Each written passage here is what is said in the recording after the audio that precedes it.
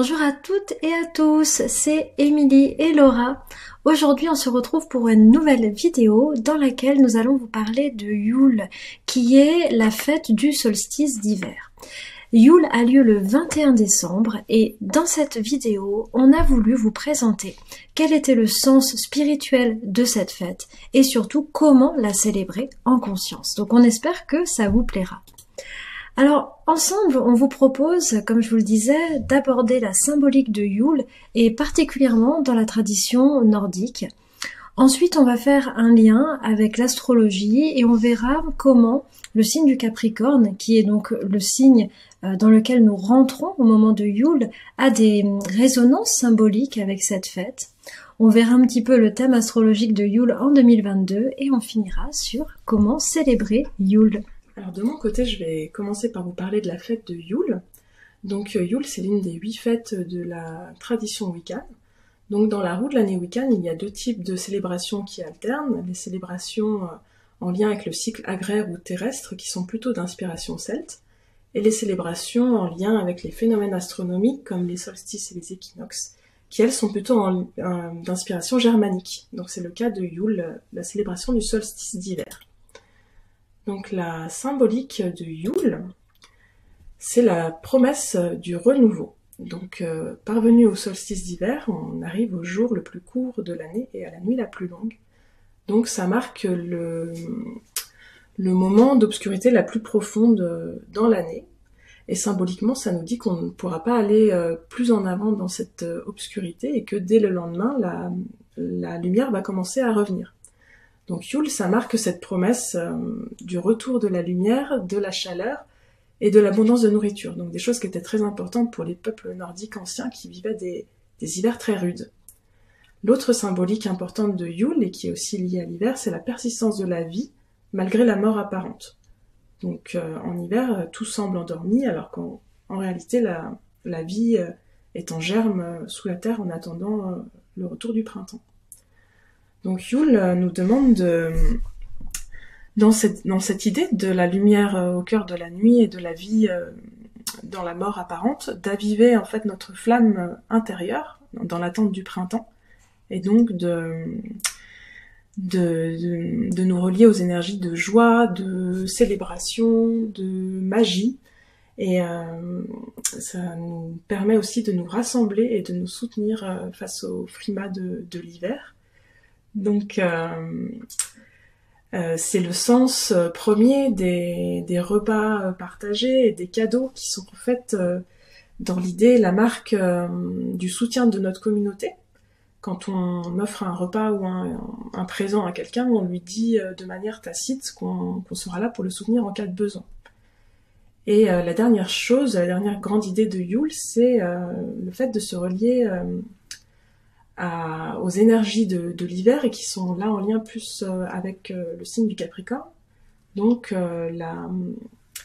les énergies plus de contemplation, d'introspection, de retour sur soi, le fait de prendre du recul, de ralentir notre activité et de pouvoir dans ce ralentissement faire le bilan de l'année qui vient de s'écouler.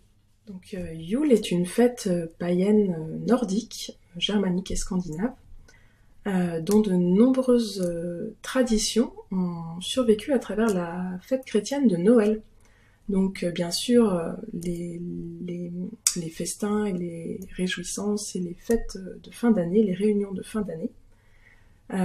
Également les cadeaux qui au départ en fait proviennent des offrandes. Enfin, on pense que l'origine des cadeaux de l'hiver, c'était les offrandes que les païens faisaient aux dieux et aux déesses de l'hiver pour implorer leur clémence, mais également aux petits peuples, c'est-à-dire les elfes, les lutins, les gnomes qui peuplent le folklore germanique et qui sont encore présents dans Noël avec notamment les lutins du Père Noël. Et donc on leur faisait des offrandes pour qu'ils protègent les maisons, puisqu'on disait que quand ils étaient flattés par les petits cadeaux, ils pouvaient vraiment nous venir en aide, et si jamais ils étaient vexés, ils pouvaient provoquer tout un tas de catastrophes et d'accidents dans la maison. Donc on laissait des offrandes aux alentours des granges et des maisons pour ces fameux lutins. Il y a également la bûche de Yule, qu'aujourd'hui on mange, mais qui en fait à l'époque était une vraie bûche. Donc les maisons étaient nettoyées et bénies en préparation du solstice. Et l'homme le plus âgé de la maison était chargé d'aller chercher une bûche dans les bois, la plus grosse qu'il pouvait trouver, de la rapporter, et là elle était élaguée et gravée de runes, décorée, elle était ointe d'hydromel ou de bière, et bénie, et puis on la mettait dans la cheminée et on l'allumait avec le bois qu'il restait de la bûche de l'année précédente. Et donc on veillait autour de cette bûche toute la nuit en chantant, en racontant des histoires. Et la symbolique de la bûche de Yule, c'était la survivance de la lumière au cœur des ténèbres. Et si la bûche brûlait jusqu'au matin, c'était un signe de chance et de prospérité pour la maison, pour l'année à venir. Il y a également le sapin, bien sûr, qui était dans la même idée un symbole de la persistance de la vie à travers l'hiver, puisque les sapins et tous les conifères restent verts toute l'année, donc il était décoré et illuminé dans toutes les maisons. Et l'une des dernières grandes traditions de Yule, c'est le mythe de la chasse fantastique qui avait été inspiré aux païens par les tempêtes qui avaient lieu à cette période de l'année. Et ils assimilaient le fracas des tempêtes à une chasse fantastique qui serait menée par Odin à travers le ciel. Il serait à la tête d'une armée de spectres. Et il montrait un cheval à 8 pattes. Et en fait, les enfants laissaient des carottes et de la paille dans les bottes en offrande à ce fameux cheval. Et en échange, Odin leur offrait des sucreries et des présents. Donc c'est l'une des origines des cadeaux qu'on laisse dans les chaussettes accrochées à la cheminée. Alors maintenant qu'on a vu tout ça, je vous propose de nous intéresser au signe du Capricorne et de voir quelle est sa symbolique. En fait, le signe du Capricorne, c'est tout simplement le signe dans lequel le soleil entre au moment du solstice d'hiver et donc au moment de la fête de Yule. Donc le Capricorne, eh bien, c'est un signe qui est déjà le premier signe dans l'entrée de l'hiver. Nous avons 3 signes par saison, et donc le Capricorne, c'est celui qui ouvre la saison hivernale. Il faut déjà noter que sa planète, celle qui lui est reliée, est Saturne. Et Saturne va vraiment venir colorer le symbolisme de ce signe. Alors, tout ça mis ensemble entre la saison hivernale, Saturne, on comprend que, eh bien, le Capricorne, quand le soleil entre en Capricorne, nous rentrons dans un temps de l'année dédié à la réflexion, au retrait, mais aussi à la mise en place de nouvelles disciplines, comme on va le voir, qui vont contribuer à notre réussite future pour l'année à venir. Le Capricorne, c'est un signe cardinal de terre. Alors, un signe cardinal, c'est quoi? C'est exactement ce que je vous disais. C'est un signe qui ouvre la saison.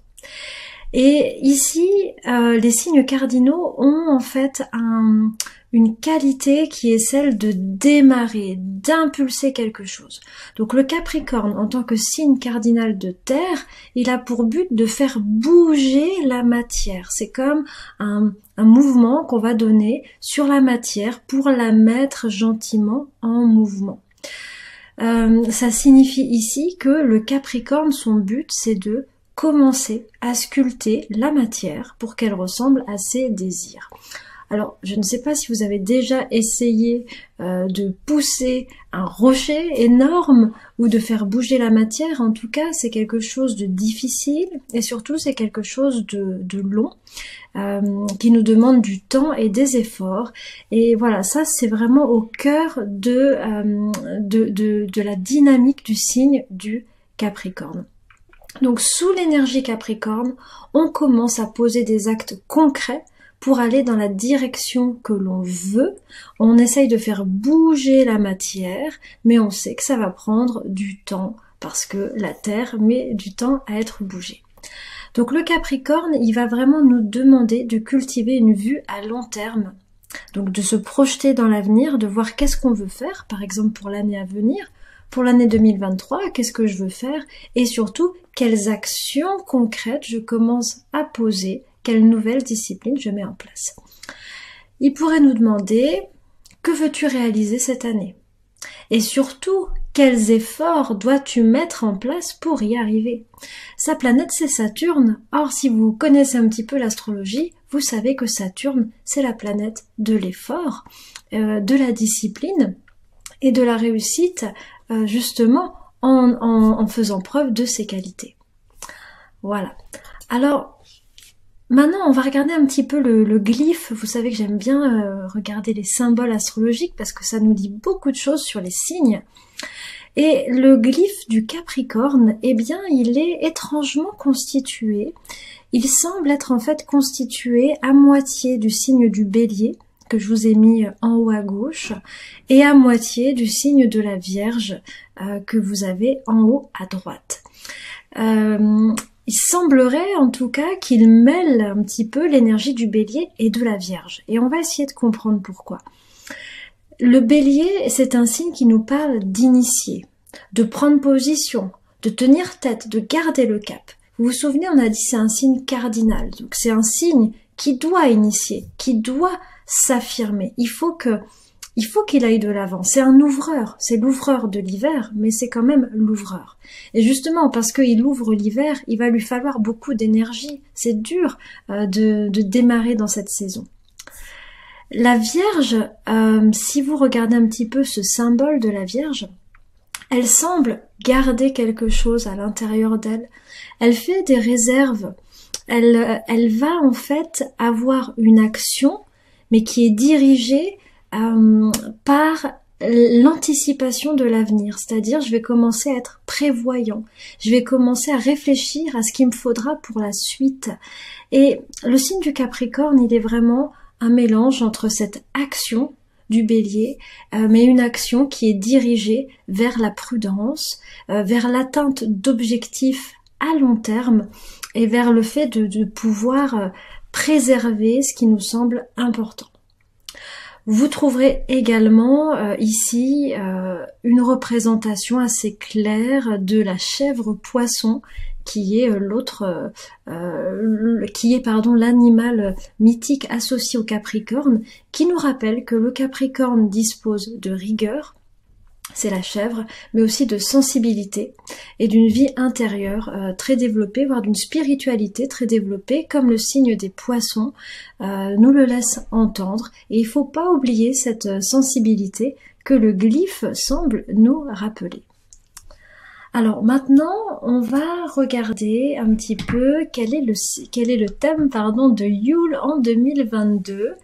Et je vous ai mis ici la carte de l'ingresse solaire du Capricorne, c'est-à-dire la carte quand le soleil rentrera en Capricorne le 21 décembre 2022. Donc déjà ce qu'on voit, c'est que ça se passe à 22h48 heure de Paris. Donc si vous voulez vraiment fêter Yule en temps et en heure, c'est à ce moment-là. Alors pour cette fête de Yule, cette année, nous notons la présence bien sûr du Soleil en Capricorne, mais aussi de Vénus et de Mercure. Et tous ces éléments nous incitent quelque part à une forme de sagesse. Mercure en Capricorne nous demande de réfléchir justement à long terme, de pas nous précipiter, d'avoir une vision d'avenir pour pouvoir poser les justes actes. Parfois, il y a des choses qui sont justes sur le moment, mais qui n'auront pas les bonnes conséquences sur l'avenir, et inversement.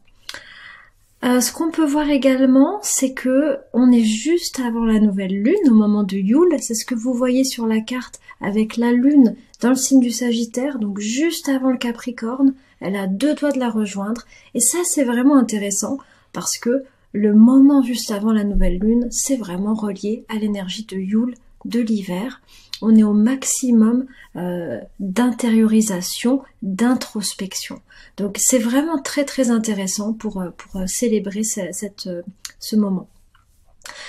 La lune en Sagittaire, elle va nous donner envie de nous élancer, elle va nous relier à ce qui nous exalte. Il y a quelque chose d'assez festif finalement dans cette célébration de Yule, mais peut-être vous verrez que ce qu'on voit, c'est que Mars rétrograde est juste en face de la Lune en Sagittaire et que Mars rétrograde nous demande sûrement de revoir la manière de nous y prendre pour atteindre nos objectifs. Donc il y a vraiment cette notion de bilan qui est renforcée. Enfin, je finirai simplement en disant que Jupiter est en Bélier et Jupiter envoie un carré vraiment assez précis au Soleil en Capricorne. Donc vous avez une tension entre le Bélier qui veut aller de l'avant et le Capricorne qui a besoin de temps pour réfléchir. Ce qui signifie que peut-être on peut être impatient de voir les choses émerger alors que les choses ont besoin de temps pour grandir. Et ça va être un petit peu un enjeu pour cette fin d'année 2022. Voilà. On va terminer en vous donnant quelques idées pour célébrer Yule. Donc comme vous l'avez compris, le thème majeur de cette célébration, c'est d'aviver la lumière et la joie dans la nuit et le froid. Donc Yule, ça correspond au temps de l'Avent et des fêtes de fin d'année. Donc c'est un moment qui est riche en occasions pour nous donner de la joie et nous faire plaisir. Donc ça peut être tout un tas de choses, préparer des boissons de Noël, fabriquer des cadeaux, faire des décorations, aller voir un concert de Noël, aller à la patinoire, enfin tout ce qui fait la magie de Noël, comme on dit. C'est aussi un moment où on peut prendre soin de soi et se coucouner à la maison, regarder un bon film sous un plaid, prendre un bain avec des sels de bain aux senteurs de la saison, enfin toutes ces choses qui nous réchauffent le cœur et nous permettent de passer au mieux cette période. C'est un temps qui est marqué aussi par la magie et l'imaginaire et tout l'enchantement, toute la féerie un petit peu nordique, comme je vous disais, a survécu au travers de cette fête. Donc on peut vraiment se relier à cet imaginaire par les contes, par des films sur les thématiques de la magie de l'hiver, de Noël, passer du temps avec ses enfants. Et il y a une chose aussi qui nous permet Yule, c'est d'organiser un Noël païen, entre guillemets.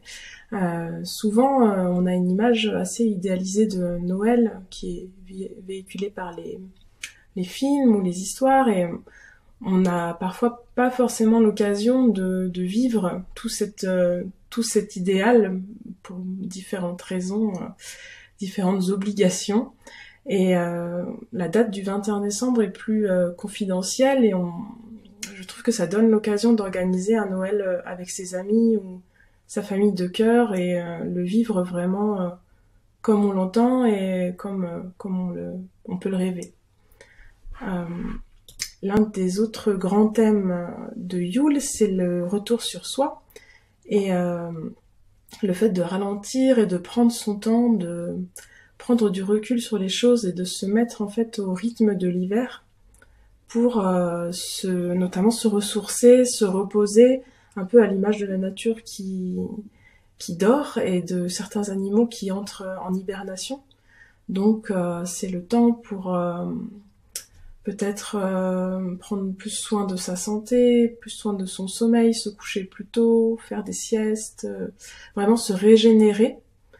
Et par ailleurs, l'hiver, c'est aussi, et notamment dans la thématique Capricorne, ça rejoint la thématique Capricorne, c'est aussi la saison de la frugalité et d'un certain dépouillement, donc qui nous demande de garder l'essentiel, de faire le vide et de voir ce qui est essentiel à nos vies et ce qui nous nourrit spirituellement, ce qui va pouvoir nous nourrir pour passer cette période, pas seulement physiquement mais aussi spirituellement. Donc c'est un bon moment pour initier des pratiques spirituelles comme le yoga, la méditation, ou les pilates, toutes ces choses, ou bien les reprendre aussi, hein, si on les connaît déjà. Et c'est vrai que c'est un moment où on est plus chez soi, où on a plus de temps, où on voit moins de monde, où il y a moins d'activités, il y a